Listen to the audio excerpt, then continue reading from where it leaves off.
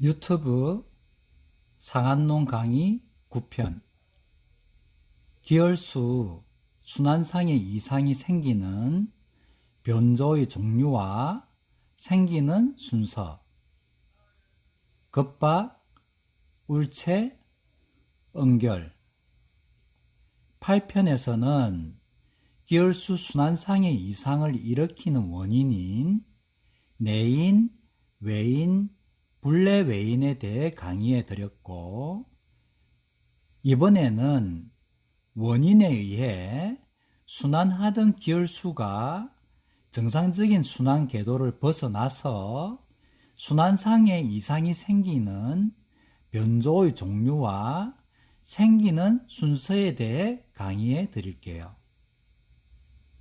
정상적으로 순환하던 기혈수가 내인, 외인, 분래 외인에 의해 순환 궤도를 벗어나서 병이 되는데, 병이 되는 순서는 급박, 울체, 응결의 순서로 병이 더 깊어집니다.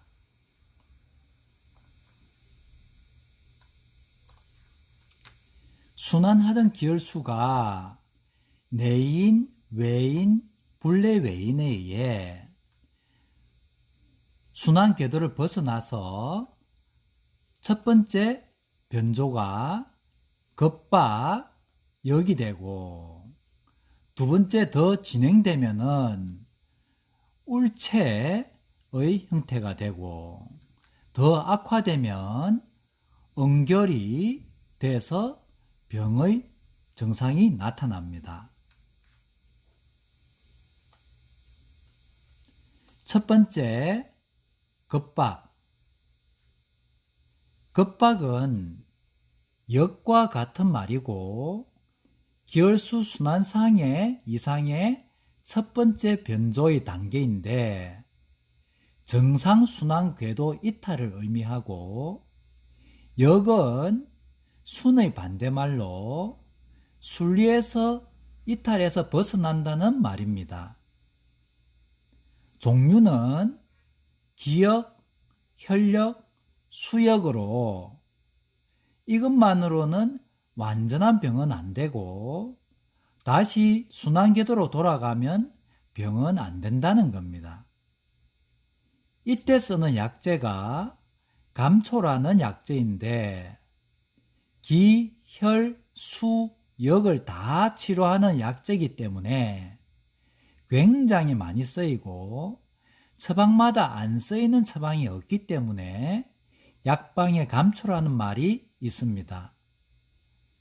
동의보감에서는 감초의 효능을 온갖 독을 풀어주고 모든 약을 조화시켜주는 효과가 있다고 되어 있는데, 감초의 효능이 기혈수 역에 쓰인다는 것을 모르면 감초를 올바르게 쓸 수가 없고, 동의보감에서는 일반적으로 처방의 효능을 약제의 효능으로 오인해서 잘못된 효능으로 알고 있는 경우가 많은데, 약제 하나가 만병통치약 같이 설명해 놓은 데도 많습니다. 약제 하나하나의 정확한 효능을 알아야 처방을 올바르게 쓸 수 있고, 그렇게 알고 있어야 저와 같이 자신 있게 정확한 처방을 찾을 수 있고, 그래야 맞는 처방으로 자신 있게 병을 치료할 수 있다고 얘기할 수 있는 겁니다. 두 번째 변조인 울체.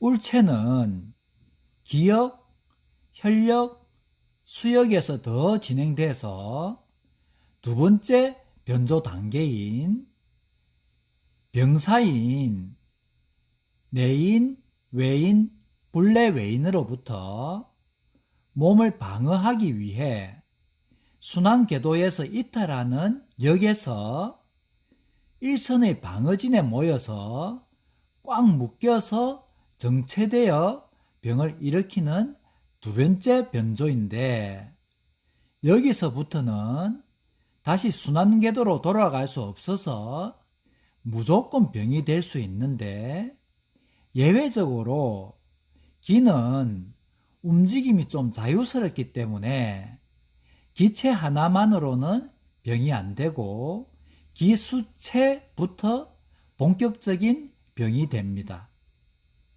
울체라는 말은 막힐 울, 막힐 체인데 기혈수가 막히고 꽉 묶여서 순환하지 못하고 병이 된 상태를 말합니다. 종류는 기체, 혈체, 수체인데요.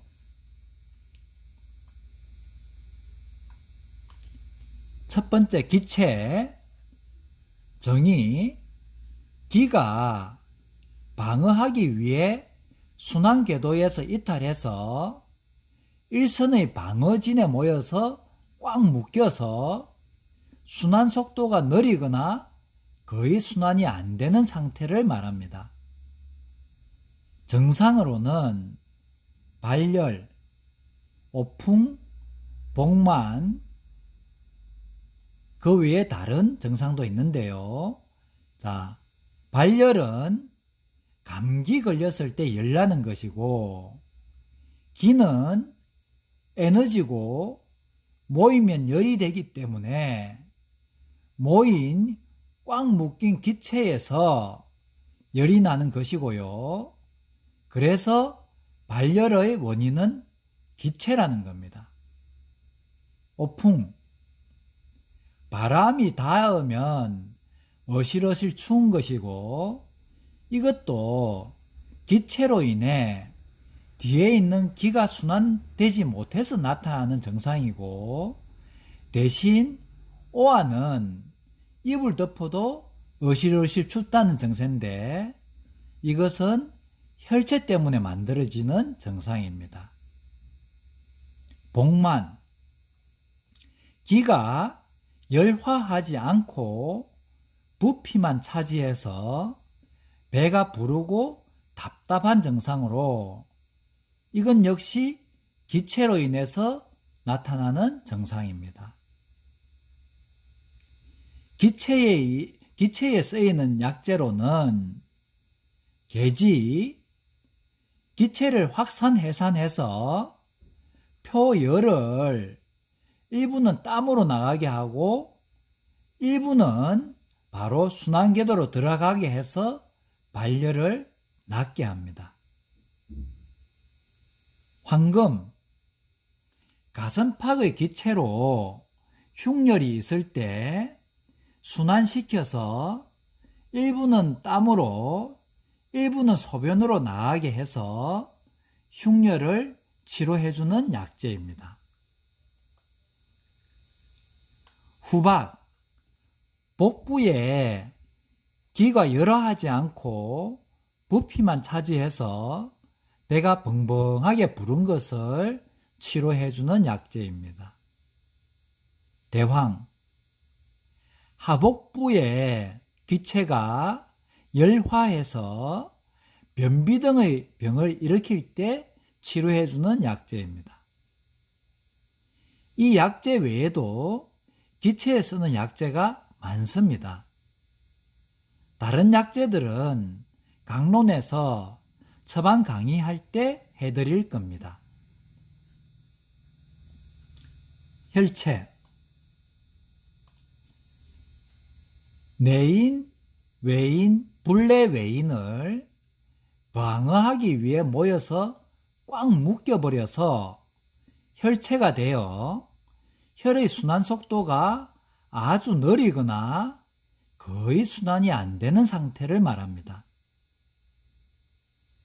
증상은 몸 바깥 표와 몸속 리가 다른데 표에 나타나는 혈체의 증상은 오한, 몸살로 이불 덮어도 어실어실 추운 것을 말하는데 영이불하의 허증에만 나타나는 증상으로 혈체로 인해 뒤에 있는 혈액이 순환이 잘 안 돼서 생기는 증상입니다.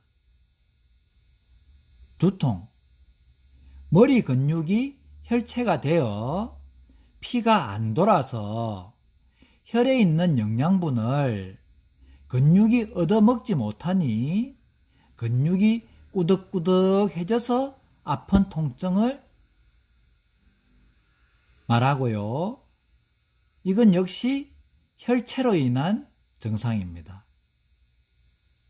신동통, 몸살로 표 근육이 혈체가 되어 근육이 꾸덕꾸덕해졌는데 움직이려고 하니 아파서 몸살이 오는 것입니다. 이건 역시 혈체로 인한 증상이고요. 가경겁, 무릎파 근육이 혈체가 되어 아픈 것으로 가만히 있으면 덜 아픈데 움직이고 힘을 쓰려고 할 때 구부렸다 폈다 할 때 아픈 것인데 이건 역시 혈체 때문에 그런 겁니다.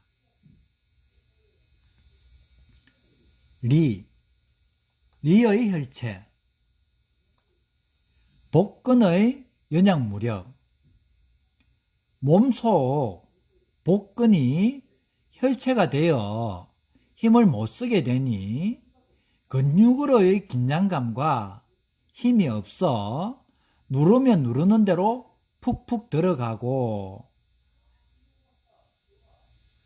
복직근 긴장, 반대로 복직근은 혈체가 되면 가슴 긴장이 되어 힘이 없는 것이 힘이 있는 것 같이 빳빳하게 올라옵니다. 위장 근육 혈체, 혈체로 인해서 근육 연급으로 인한 복통, 위경련, 대변 리급 후중 등의 증상이 나타나고 대변 리급 후중은 대변이 보고 싶어지면 급하게 빨리 대변 보러 가야 되고 대변 보러 가도 금방 급하게 나올 것 같아서 갔는데 대변이 힘을 줘도 잘 안 나오고 대변 보고 나도 뒤가 묵직하게 무거운 증상이 나타나는데 이것은 대장 근육이 혈체가 됐을 때 나타나는 증상입니다. 체형은 몸이 약하면서 배는 연약무력하고 복직근만 바짝 올라와 있는 경우입니다. 혈체에 쓰는 약재는 작약으로 표리의 혈체에 다 쓰이고 표리일 때 용량이 달라집니다. 표일 때는 6g 정도, 리일 때는 8에서 16g까지 들어갑니다.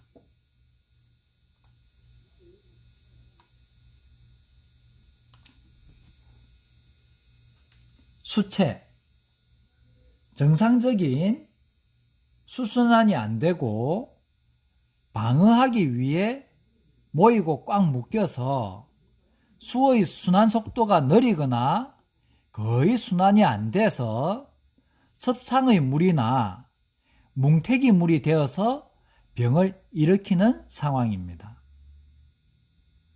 정상으로는 소변 분리, 소변을 자주 보고 싶고 소변량도 많지 않고 보고 나도 덜 시원한 증상, 이게 소변 분리의 증상인데 이게 수체로 인한 증상이라는 겁니다.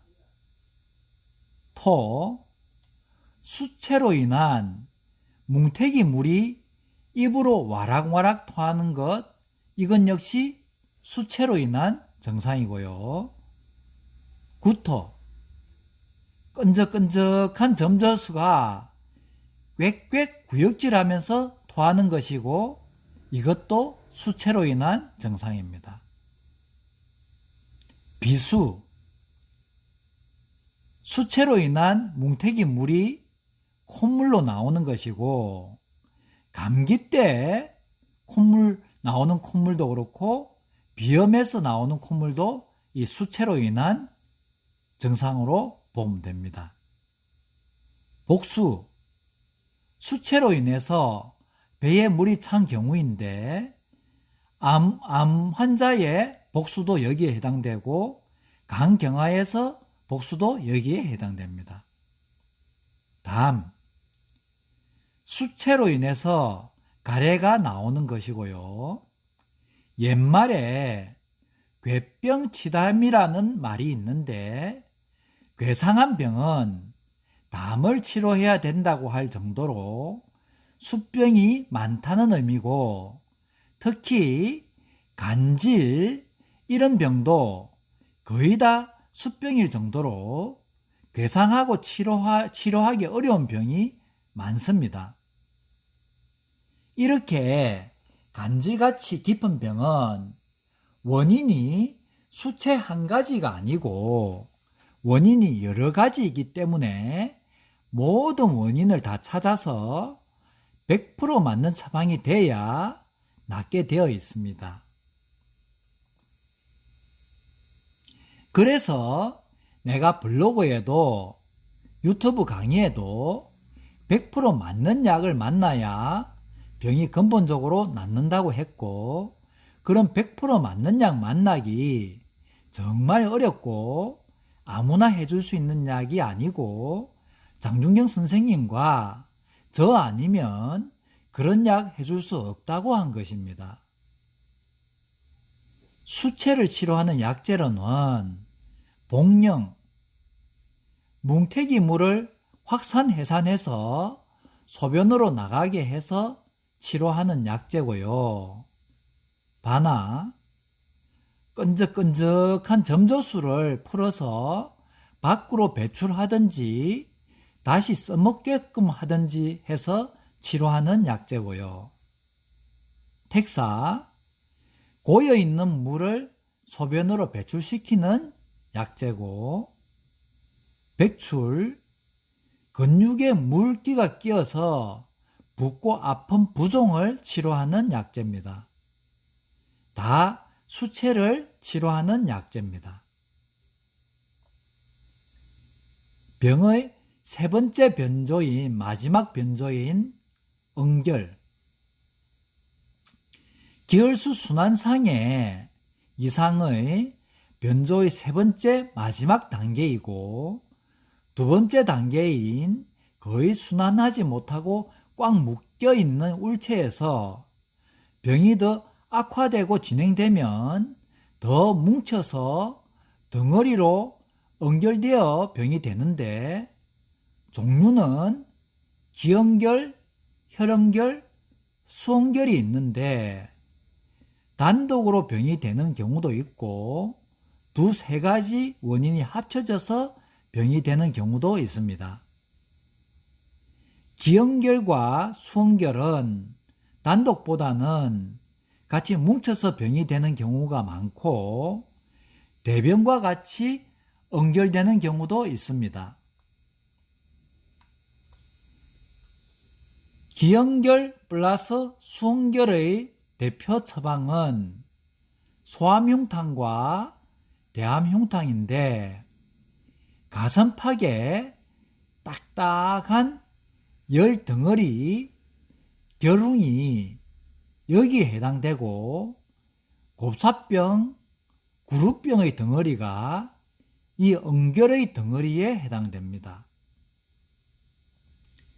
기응결 플러스 대변의 덩어리는 대성기탕의 조시가 여기에 해당되는데, 대황, 망초로 조시를 깨뜨려 대변으로 내보내서 치료합니다. 대성기탕의 조시는 나중에 강론에서 상세하게 설명해 드릴 겁니다. 그리고 제일 많은 대표적인 응결이 혈응결인데 다른 말로 어혈이라고도 합니다.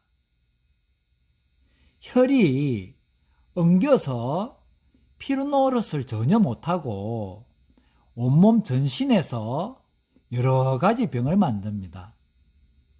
특히 여자분들 생리 때 나오는 검은 덩어리 혈이 바로 어혈인데요. 몸에서는 병을 일으키고 좋지 못한 혈이다 보니 몸이 살기 위해서 자구지책으로 생리 때 밀어내서 덩어리로 조금 떨어져 나오나 자궁 쪽에는 훨씬 더 많은 양의 어혈이 있어서 자궁 근종이나 자궁암이나 불임의 원인이 되기도 합니다.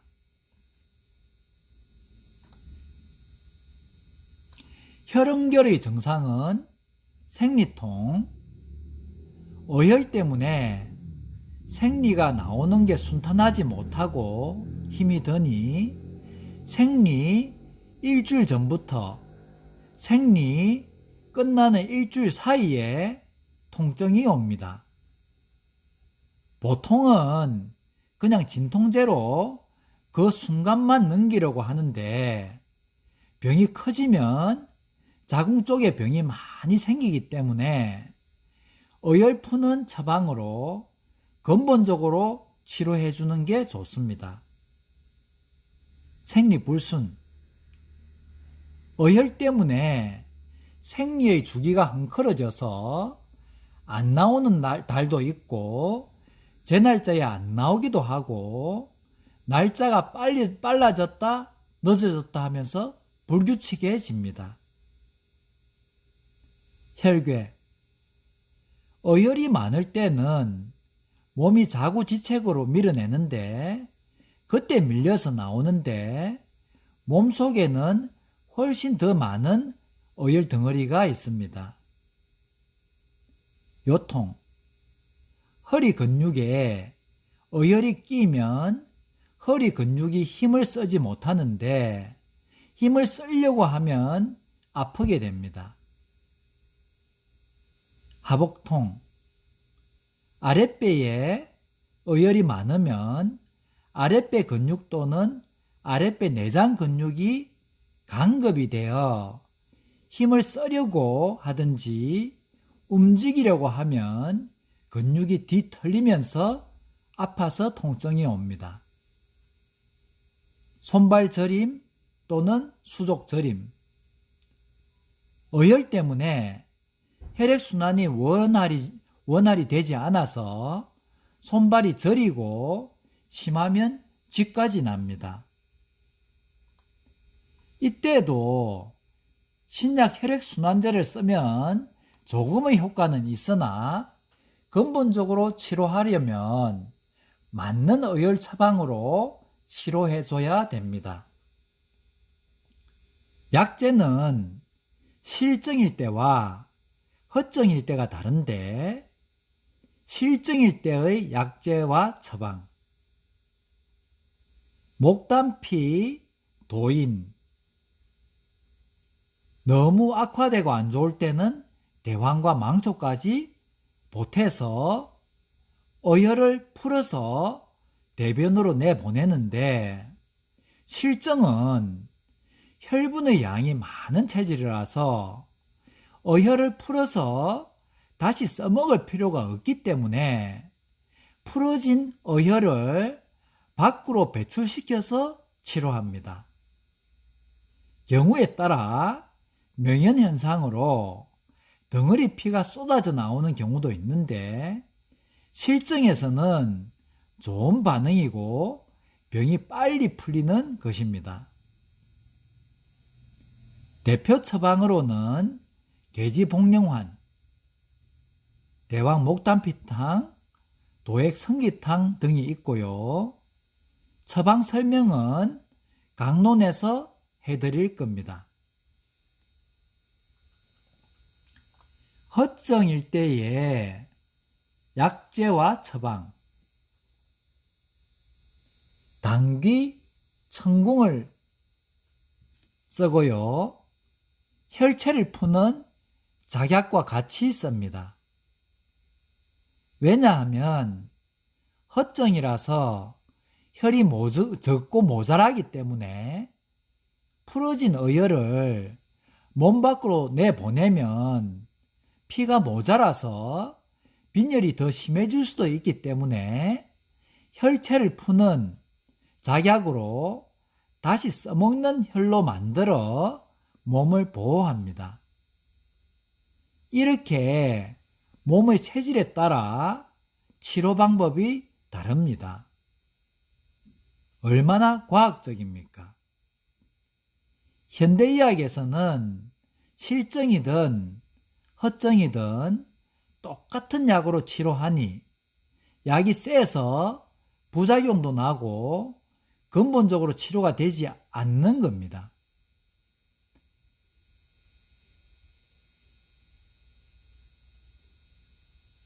대표 처방으로는 당귀작약산, 옹경탕 등이 있고요. 어혈로 인한 출혈이 심할 때가 있는데 이때는 어혈도 풀고 출혈도 먹게 하는 군기교회탕을 씁니다. 이 처방들도 나중에 강론에서 다 상세하게 설명해 드릴 겁니다.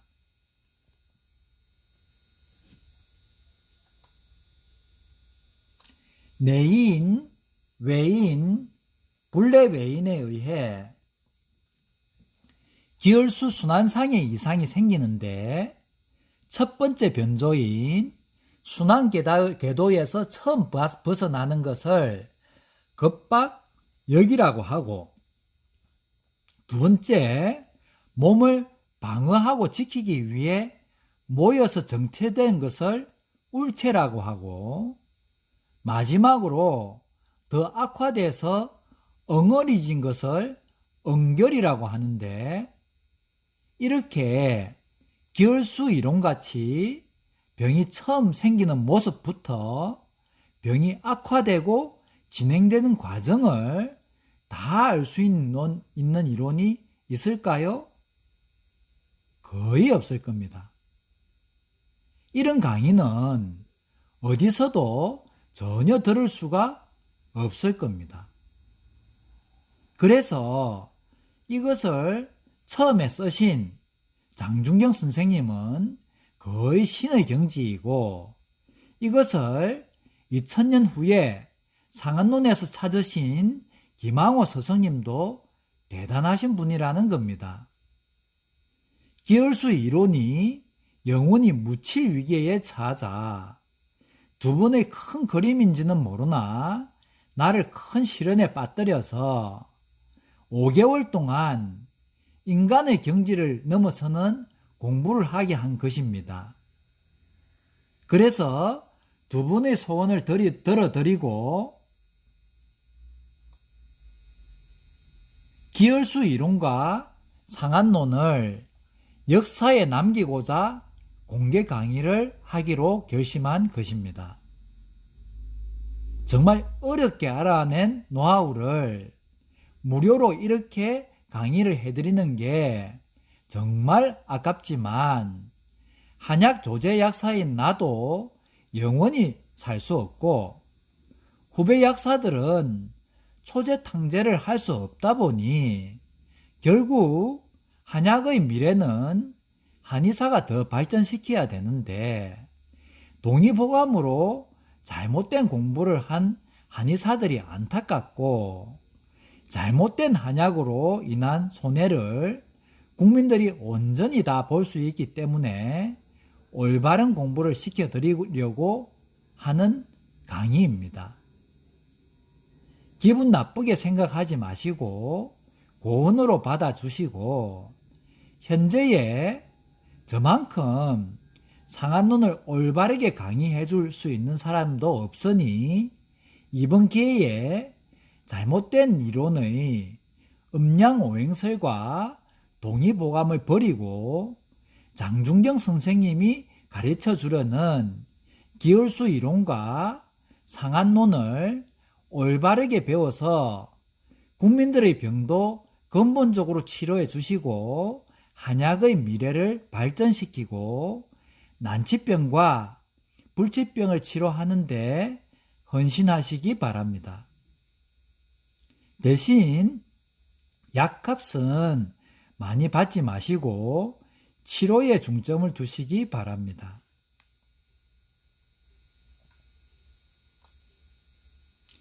다음 시간에는 본격적으로 병을 찾는 과정인 집증과 진단 방법에 대해 강의해 드릴게요.